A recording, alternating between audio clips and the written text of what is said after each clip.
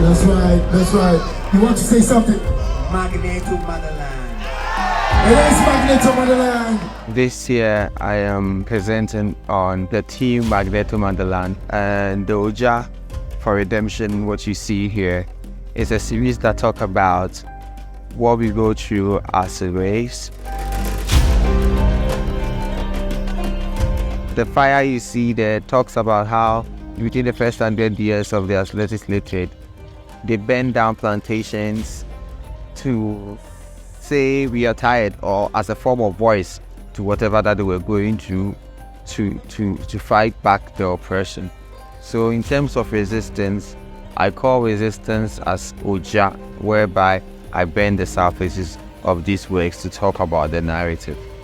So basically I employ this technique of water, air, and coming together to naturally depict what you see. And the plastic symbolize how we treat nature by disposing waste anyhow, and after that we don't pay attention to it, so it comes back and hurts us in a sense that it resists by polluting our environment. So it's something more of an abstraction that opens up a conversation about these two narratives.